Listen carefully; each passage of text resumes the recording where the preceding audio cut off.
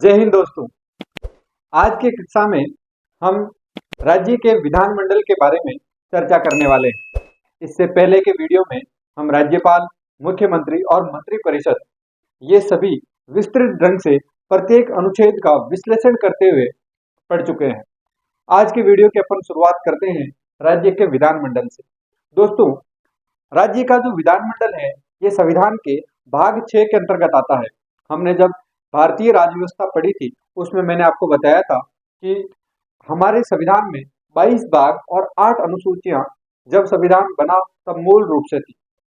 उसके बाद भाग संख्यात्मक रूप से तो 22 ही है, लेकिन अगर उनके अंदर 4K या इस प्रकार से अगर देखें तो जो भाग होते हैं वो 25 हो जाते हैं। इसी प्रकार जो अनुसूचियां हैं वो बढ़कर 12 हो गई। उन भाग के अंदर अगर मैं बात करूं राज्य के विधानमंडल की, तो विधानमंडल का जो प्रावधान है वो प्रावधान आता है भाग 6 के अंदर। अब आप कहोगे दोस्तों कि भाग 6 में कहां से कहां तक है, तो भाग 6 के अंदर आर्टिकल 168 से लेकर 212 तक जो प्रावधान है वो राज्य के विधानमंडल से संबंधित प्रावधानों के अंतर्गत पड़ेंगे। इसमें अगर सबसे पहले बात करूं कि राज्य विधानमंडल होता क्या है, विधानसभा क्या होती है और विधान परिषद क्या होता है, तो दोस्तों आप इसको इस प्रकार से समझें कि एक बिल्डिंग है और उस बिल्डिंग का जो गेट है या उस बिल्डिंग का जो नंबर है वो है 168। बिल्डिंग का नंबर क्या है? 168। इस बिल्डिंग के अंदर दो फ्लोर है। एक बिल्डिंग है जिसका नंबर 168 है। इस बिल्डिंग के अंदर दो फ्लोर है। ये हो गए इसके दोनों फ्लोर, नीचे वाला 170, ऊपर वाला हो गया 171। इस 171 वाले जो फ्लोर है उसकी चाबी का नंबर है 169। उसी से वो फ्लोर का दरवाजा खुलता है और बंद होता है। यानी इसका मतलब क्या हुआ कि 168 जो है वो बिल्डिंग का नंबर था, यानी कि वो बिल्डिंग है विधानमंडल। उस 168 में जो नीचे वाला फ्लोर है, जो निम्न सदन है, वो है विधानसभा। और विधानसभा निम्न सदन है इसलिए नीचे आएगा तो 170, और उच्च सदन जो है वो ऊपर आएगा और वो हो जाएगा 171। अब जो उच्च सदन है उसकी जो चाबी है वो कौन सी है? 169। और उस चाबी को 169 क्यों कहा? क्योंकि आर्टिकल 169 के अंदर ही ये प्रावधान है कि 171 के अंदर जो विधान परिषद की संरचना है, उस विधान परिषद को सर्जन कैसे किया जा सकता है, उसका निर्माण कैसे किया जा सकता है, उसको समाप्त कैसे किया जा सकता है, ये दोनों प्रावधान जो है वो 169 में आते हैं। यानी कि 168 नंबर बिल्डिंग है, उसमें दो फ्लोर है, 170, 171। 171 वाला जो फ्लोर है वो विधान परिषद है, 170 वाला जो फ्लोर है वो विधानसभा है, और 171 वाले जो फ्लोर की चाबी है वो 169 है, यानी आर्टिकल 169। अब इसको हम विस्तार से पढ़ने का अगर प्रयास करें दोस्तों, तो हम इसको इस प्रकार से पढ़ सकते हैं कि आर्टिकल 168 जो है वो विधानमंडल के गठन का प्रावधान करता है। अगर प्रश्न पूछ लिया जाए कि 168 के तहत, या अगर मिलान करने वाला प्रश्न आए और उसमें पूछ लिया जाए 168 को किससे मिलाएंगे, तो विधानमंडल का गठन, या इसको इस प्रकार से पूछे कि विधानमंडल के गठन का प्रावधान कौन से आर्टिकल में है, तो ध्यान रखना दोस्तों, आर्टिकल 168 के तहत विधानमंडल का गठन किया जाता है। अब मैं बात करूं विधानमंडल के गठन की, तो विधानमंडल का गठन 168 में होता है, लेकिन इसके कौन कौन इसके पार्ट माने जाते हैं, इसके अंग माने जाते हैं। अगर प्रश्न आए निम्न में से कौन सा विधानमंडल का अंग नहीं है, ऑप्शन दे देता हूं, विधानसभा, विधान परिषद, राज्यपाल, मुख्यमंत्री। ध्यान रखना दोस्तों, मुख्यमंत्री को डायरेक्ट विधानमंडल का पार्ट नहीं माना जाता, उसको विधानसभा या विधान परिषद किसी एक सदन का सदस्य होना होता है, लेकिन वो डायरेक्ट तौर पर अभिन्न अंग नहीं माना जाता है। किसका? विधानमंडल का। तो विधानमंडल के जो अंग है उसमें 3 आपको अंग याद रखने हैं, राज्यपाल, विधानसभा और विधान परिषद। तो 3 अंग हो जाए थे। अब इसमें अगर मैं बात करूं राज्यपाल की, तो हमने पहले राज्यपाल के पूरे आर्टिकल पढ़े थे और उसमें मैंने बताया था कि राज्यपाल का जो पद है वो आर्टिकल 153 में आता है, यानी 153वें अनुच्छेद में राज्यपाल का पद होगा, इसकी बात की गई है। तो 153 जो है वो विधानमंडल का जो अंग है उसके अंदर आएगा, क्योंकि राज्यपाल आता है। उसके बाद 168 विधानमंडल का है ही। इसके अलावा जो अगला आर्टिकल है 169, जो मैंने कहा था चाबी है विधान परिषद की, तो वो आ जाएगा। और 171 में विधान परिषद की संरचना थी, 170 जो है वो विधानसभा की संरचना का प्रावधान करता है, यानी 3 है राज्यपाल, विधानसभा और विधान परिषद। ये तीनों विधानमंडल के अभिन्न अंग माने जाते हैं। अब दोस्तों अगर मैं बात करूं विधान परिषद की, तो विधान परिषद क्या सभी राज्यों में है? हमारे भारत के अंदर द्विसदनात्मक व्यवस्था अपनाई गई है। संसद में द्विसदनात्मक व्यवस्था के तहत राज्यसभा और लोकसभा 2 सदन है। उच्च सदन कौन सा है? तो राज्यसभा। निम्न सदन कौन सा है? लोकसभा। इसी प्रकार राज्य के अंदर भी 2 सदनों की व्यवस्था की गई है, लेकिन ये वैकल्पिक है। किस प्रकार से? तो दोस्तों कुछ राज्यों में विधानसभा और विधान परिषद दोनों है, लेकिन कुछ राज्यों में केवल विधानसभा है। तो कितने राज्य हैं जिनमें विधान परिषद है? तो दोस्तों ध्यान रखना, द्विसदनात्मक जो राज्य है जिनमें द्विसदनात्मक विधानसभा और विधान परिषद यानी द्विसदनात्मक विधानमंडल का गठन किया गया है, वो राज्य है 6। और जिनमें एकल विधानसभा, एकल सदन है, या जिसमें एकल विधानमंडल है राज्यपाल के साथ में, तो वो जो है वो है 22। यानी जिसमें केवल विधानसभा है वो 22 राज्य है, जिसमें विधानसभा और विधान परिषद है ऐसे राज्य है 6। अब वो 6 राज्य कौन से है? एग्जाम में कई बार प्रश्न आता है, निम्न में से कौन से राज्य में विधान परिषद नहीं है? तो आपको 6 के 6 राज्यों का नाम याद होना आवश्यक है, और इसके लिए हमने एक ट्रिक तैयार की है, और वो ट्रिक है तू भी मजा कर। अगर आपको ये 6 राज्य याद हो जाएंगे और एग्जाम में प्रश्न आ गया तो दोस्तों आप मजे करोगे, इसलिए तू भी मजे कर। तू भी मजा कर से कौन कौन से राज्य होते हैं? टी से होगा तेलंगाना, यू से होगा यूपी उत्तर प्रदेश, उसके बाद BHI बी से होगा बिहार, उसके बाद M से होगा महाराष्ट्र, जे का मतलब जम्मू कश्मीर है। ये पहले हुआ करता था 31 अक्टूबर 2019 को जम्मू कश्मीर को केंद्र शासित प्रदेश बना दिया गया, तो यहाँ पर इसको इसमें काउंट नहीं करेंगे, यहाँ पर विधान परिषद नहीं है। तो तेलंगाना, उत्तर प्रदेश, बिहार, M से हो जाएगा महाराष्ट्र, ए का मतलब होगा आंध्र प्रदेश, और कर से होगा कर्नाटक। तो ये जो 6 राज्य है इनमें विधानसभा और विधान परिषद दोनों है। अब आप कहोगे सर इनमें सबसे ज्यादा सीटें किसमें है और सबसे कम सीटें किसमें? तो दोस्तों इसका सीधा सा फॉर्मूला है कि आपको जो विधानसभा की सीटें हैं उसको 1/3 कर देना है। उस 1/3 सीटों के अनुसार उस राज्य के अंदर विधान परिषद की सीटें होती है।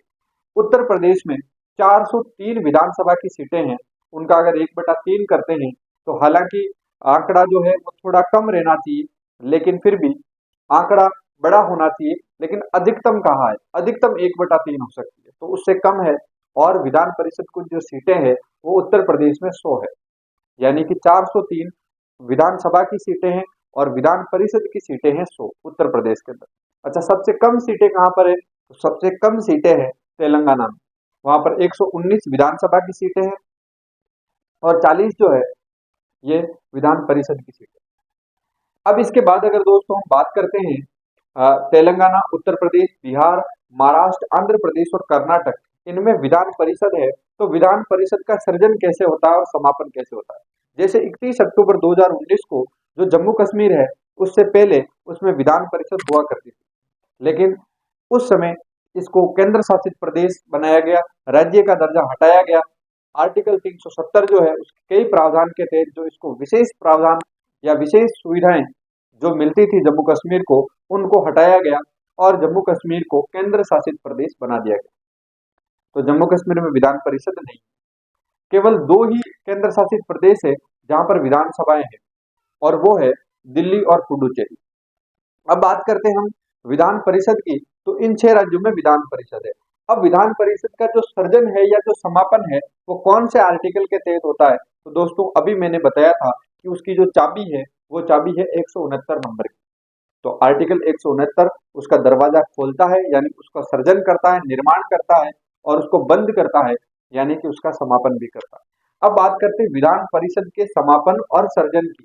तो इसमें अगर प्रश्न पूछ लिया जाए कि विधान परिषद के सर्जन और समापन की अंतिम शक्ति किसके पास है, तो ध्यान रखना दोस्तों, अंतिम शक्ति जो है वो संसद के पास में होती है। अब किस प्रकार से? तो दोस्तों जैसे किसी भी राज्य की विधानसभा ने ये निर्णय लिया कि हमारे यहाँ पर विधान परिषद होनी चाहिए, तो वो क्या करेंगे, अपने विधानसभा के अंदर विशेष बहुमत के आधार पर उनको प्रस्ताव पारित करना पड़ेगा और उस प्रस्ताव को भेजा जाएगा संसद के अंदर। जैसे ही संसद में वो प्रस्ताव जाता है तो संसद में साधारण बहुमत से उस प्रस्ताव को पारित किया जाता है और उसके बाद उस राज्य में विधान परिषद के गठन या समापन से संबंधित निर्णय लिया जाता है, जो भी विधानसभा ने प्रस्ताव रखा है उसके अकॉर्डिंग। अब प्रश्न जो आएगा वो किस प्रकार से आएगा दोस्तों, जो नया पैटर्न चल रहा है आरपीएससी का, उसमें प्रश्न इस प्रकार से पूछे जाते हैं कि आपको गलत करवाया जाए या आपने कितना गहनता से अध्ययन किया है और प्रश्न को कितने गहनता से पढ़ा है, उस पर डिपेंड करता है। तो प्रश्न वो इस प्रकार से आएगा कि किसी भी राज्य में विधान परिषद के गठन या समापन से संबंधित तथ्यों में से कौन सा सत्य है या कौन सा असत्य है। पहला, किसी भी राज्य को अगर विधान परिषद का निर्माण या समापन करना है तो विधानसभा से साधारण बहुमत से प्रस्ताव पारित करना होगा। दूसरा, उस प्रस्ताव को संसद में भेजना होगा। तीसरा, प्रस्ताव को संसद में भेजकर वहां पर साधारण बहुमत से उसको पास करवाना होगा। तो दोस्तों, इसमें से कौन से कथन असत्य हैं?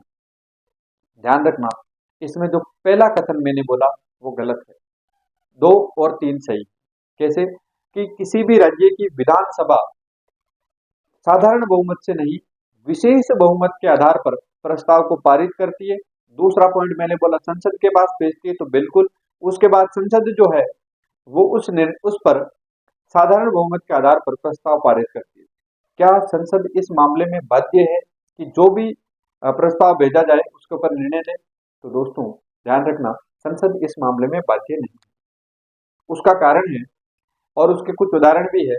जैसे राजस्थान ने 2012 में राजस्थान सरकार ने विधानसभा ने विधान परिषद के सर्जन के लिए 18 अप्रैल 2012 को यहां से विशेष बहुमत से प्रस्ताव पारित किया और उसको संसद में भेजा, लेकिन संसद ने उसमें आज तक कोई निर्णय नहीं लिया।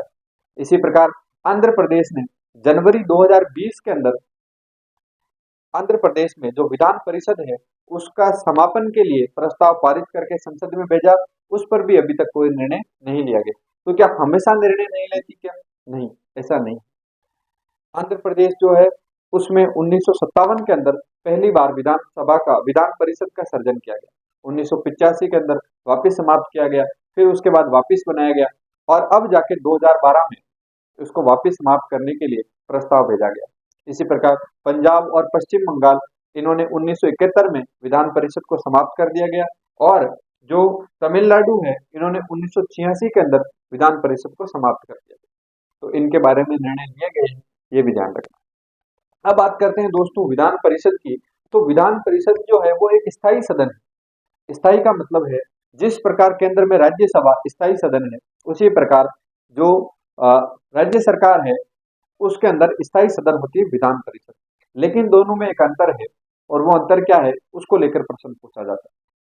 राज्यसभा न तो भंग होती है और न ही उसको समाप्त किया जा सकता है, न तो विघटित हो सकती है और न ही उसका समापन किया जा सकता है।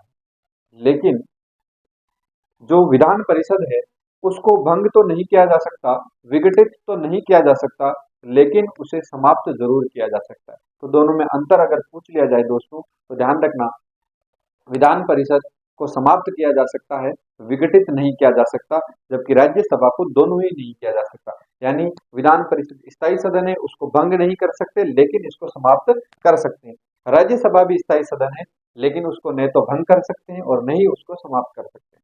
अब दोस्तों बात करते हैं विधान परिषद की संरचना की।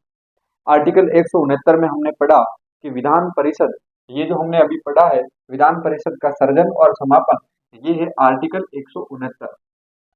ठीक है। अब इसके बाद अगला जो आर्टिकल आता है वो 170 है, जिसके अंदर विधानसभा की संरचना है, जिसके बारे में अगले वीडियो में अपन पढ़ेंगे, क्योंकि पहले हम विधान परिषद को कंप्लीट कर लेते हैं फिर विधानसभा को लेके चलेंगे। तो 170 में विधानसभा है, 171 में विधान परिषद का या विधान परिषद की संरचना का प्रावधान है।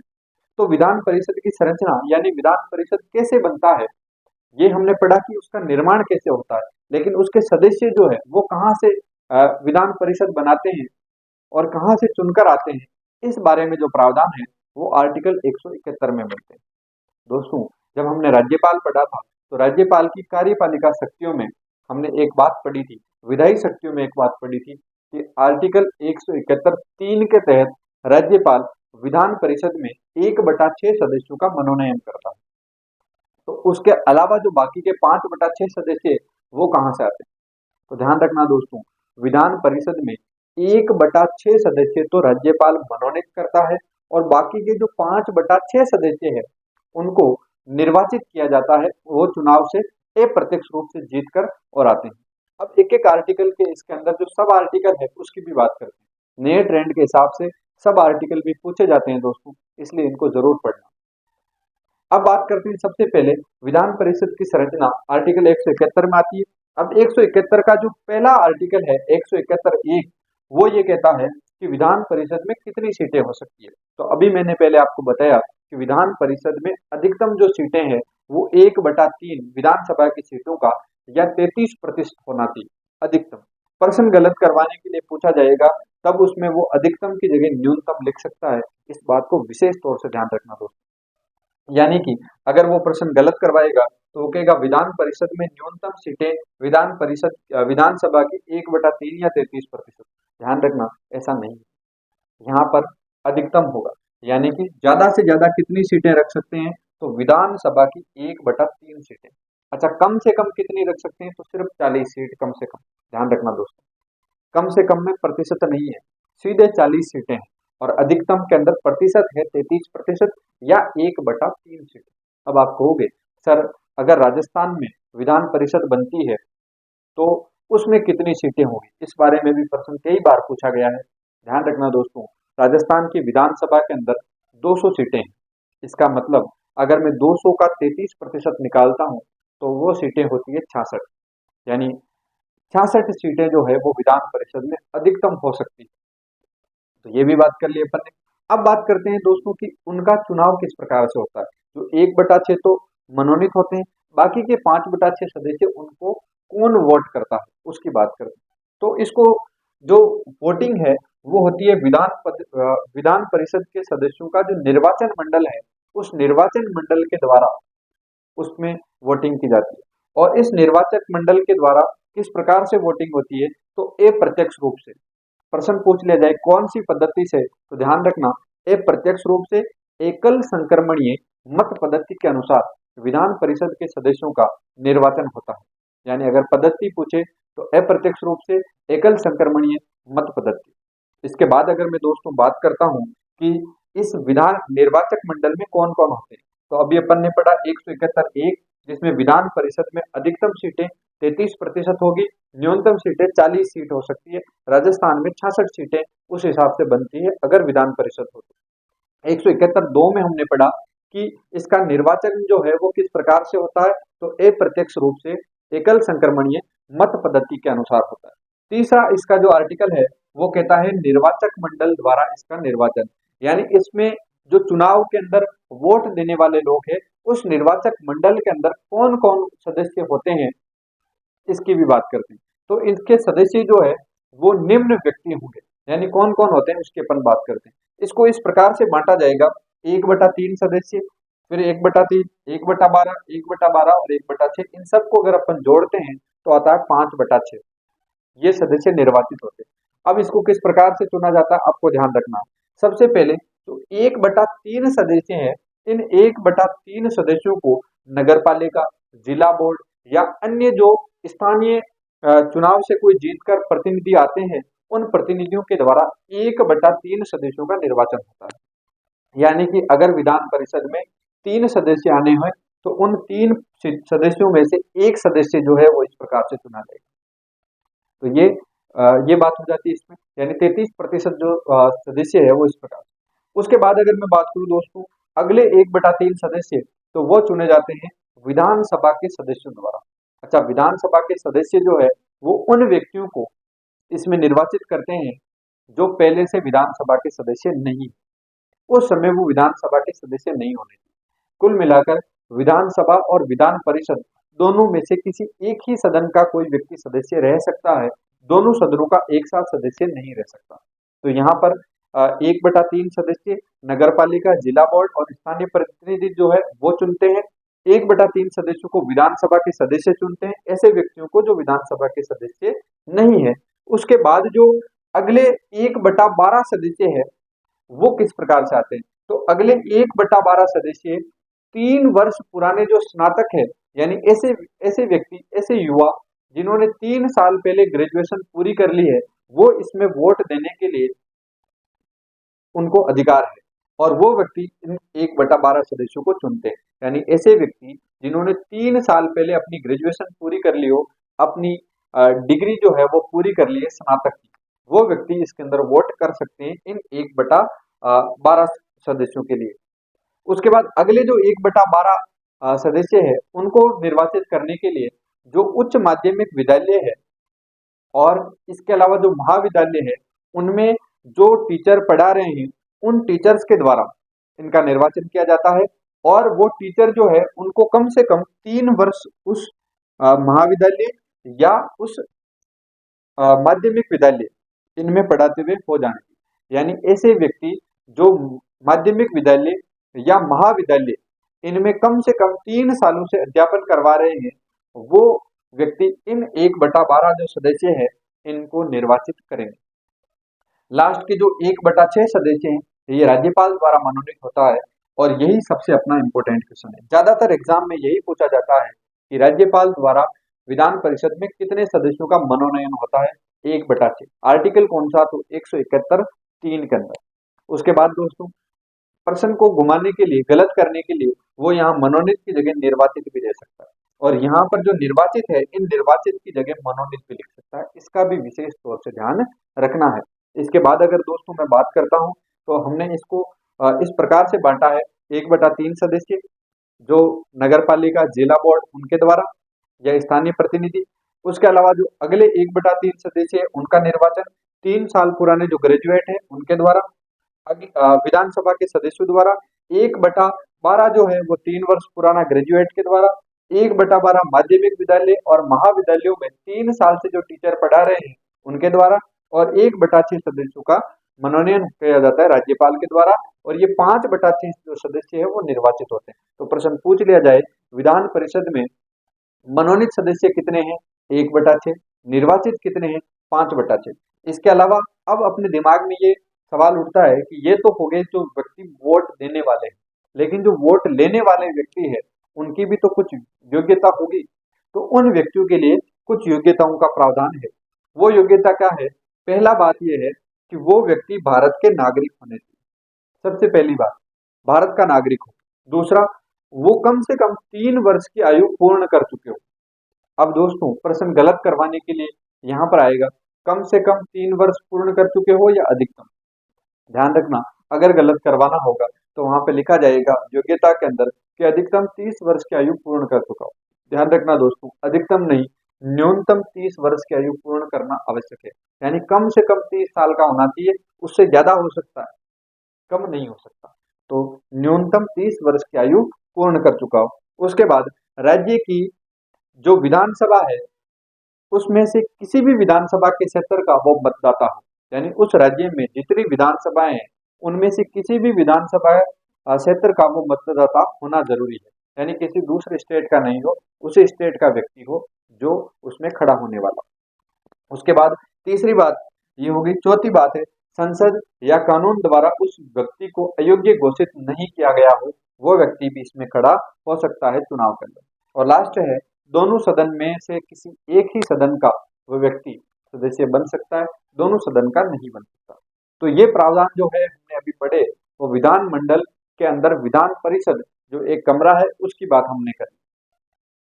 अब इसके अलावा अब आपके दिमाग में ये सवाल भी उठ रहा होगा कि सर अभी तक जो आर्टिकल पढ़ रहे हैं उनमें 152 से लेके 162 तक राज्यपाल के आर्टिकल थे जो हमने पढ़ भी लिए। एक वीडियो के अंदर मैंने उसको रिवाइज करवाया, एक और वीडियो के अंदर मैंने फिर से रिवाइज करवाया। उसके बाद 162 के आगे वाले जो आर्टिकल हैं उनको एक बार फटाफट वापस रिवाइज कर लेते हैं और यहाँ तक पहुंच जाते हैं वापस। 162 तक अपन ने पढ़ लिया था राज्यपाल के आर्टिकल। अगर आपको वीडियो देखना है तो एक ट्रिक वाला वीडियो हमने डाला है, मैं ऐड कर दूंगा, ऊपर कहीं आ रहा होगा, वहां से आप क्लिक करके राज्यपाल के सभी आर्टिकल को ट्रिक के माध्यम से 2-3 मिनट के वीडियो में आप याद कर सकते हैं। अगर आपको मुख्यमंत्री याद करने हैं सारे तो एक कहानी के माध्यम से 2-3 मिनट का वीडियो है जिसमें हमने सभी मुख्यमंत्रियों को एक स्टोरी के माध्यम से याद किया है 2-3 मिनट के अंदर उनका पूरा क्रम जो है, क्योंकि अभी के एग्जाम के अंदर क्रम पूछा जा रहा है कि इनमें से राजस्थान के इन मुख्यमंत्रियों को क्रम से व्यवस्थित कीजिए। तो उसके लिए हमने एक स्टोरी का वीडियो बनाया, 2-3 मिनट की स्टोरी है, मजेदार स्टोरी है, जिसके द्वारा आप मुख्यमंत्री को याद कर सकते हो क्रम से। अब जो अपन वापिस एक बार रिवाइज कर लेते हैं 162 के आगे वाले आर्टिकल। ये इसमें ट्रिक की जरूरत नहीं है, इसको बिना ट्रिक की याद कर। सबसे पहले 162 तक हमने पढ़ लिया। 163 जो है उसमें राज्यपाल और मंत्री परिषद, राज्यपाल की सलाह के लिए मुख्यमंत्री और मंत्री परिषद होंगे, इसका प्रावधान है। 164 में फिर ये कहा है कि ये जो मुख्यमंत्री और मंत्री परिषद है इसकी नियुक्ति भी कौन करेगा, कि राज्यपाल से करवा लो, सलाह उसी को चाहिए तो राज्यपाल से नियुक्ति करवा लो। 165 में फिर उन्होंने कहा कि चलो राज्यपाल को सलाह तो दे देंगे, लेकिन एक वकील की जरूरत तो सबको पड़ती है, तो एक वकील को बुला लो, उस वकील को अपन कहेंगे महाधिवक्ता। तो राज्यपाल महाधिवक्ता की भी नियुक्ति करते हैं। महाधिवक्ता कौन से आर्टिकल में, 165 में। 166 में फिर कहा कि मुख्यमंत्री और मंत्री परिषद ये सब काम तो राज्यपाल के लिए करते हैं, राज्यपाल को सलाह देते हैं और राज्यपाल उनकी सलाह के अनुसार ही सिग्नेचर करके अधिनियम पारित करता है। तो इसका मतलब क्या है कि कार्यपालिका में जो भी काम कर रहे हैं उन कामों के लिए राज्यपाल के सिग्नेचर की आवश्यकता है। तो हम ये कह सकते हैं कि 166 के अंदर ये लिखा है कि राज्यपाल कार्यपालिका की समस्त कार्रवाइयां राज्यपाल के नाम से होगी। तो 163 में मुख्यमंत्री और मंत्री परिषद राज्यपाल की सलाह के लिए होते हैं। उसके अलावा 64 में इनकी नियुक्ति कौन करता है, राज्यपाल। 65 में महाधिवक्ता। 66 के अंदर कार्यपालिका की कार्रवाई राज्यपाल के नाम से। 167 में मुख्यमंत्री के कर्तव्य है कि राज्यपाल को सूचना दे, मांगने पर या बिना मांगे। उसके बाद 168 में आज अपन ने पढ़ा है विधानमंडल। 169 में आज अपन ने पढ़ा है विधान परिषद का सर्जन और समापन। 170 जिसके बारे में मैंने मोटा मोटी बता दिया कि विधानसभा की संरचना है, इसको अगले वीडियो में पढ़ेंगे। 171 में हमने पढ़ा विधान परिषद की संरचना। उसके बाद 172 वगैरह जो है वो अगले आर्टिकल में आते जाएंगे, उनको भी पढ़ते जाएंगे। 175, 76 ये भी अपन आर्टिकल पढ़ चुके हैं, जिसमें 174, 175 और 176 ये तीनों राज्यपाल से संबंधित है। और उस राज्यपाल वाले वीडियो में इनका विस्तार से बताया है कि 174 के तहत विधानमंडल में 3 चीजें राज्यपाल करता है, सत्रावसान और उसको भंग कर सकता है। 175 पेंडिंग जो विधेयक होते हैं उनको राज्यपाल रखवा सकता है मंत्रिमंडल के समक्ष। उसके अलावा जो 176 है उसके तहत विशेष अभिभाषण करता है राज्यपाल। तो ये सारे प्रावधान अपन पहले भी पढ़ चुके हैं, आगे इनके बारे में विस्तार से डिटेल से पढ़ेंगे, क्योंकि वहां पर राज्यपाल की शक्तियों में हमने ये बताया था कि ये कर सकता है, लेकिन उसकी लिमिटेशन क्या है वो अपन यहाँ पर पढ़ने वाले। तो आपको स्टेट पॉलिटी जो राजस्थान का नया ट्रेंड है उसके हिसाब से पढ़ने के लिए और हर एक वीडियो आप तक समय पर पहुंच सके उसके लिए हमारे चैनल को सब्सक्राइब कीजिए, अपने दोस्तों को शेयर कीजिए और अपनी स्टडी को और बेहतर बनाने का प्रयास कीजिए हमारे साथ जुड़कर। आप सभी का दिन शुभ हो। धन्यवाद।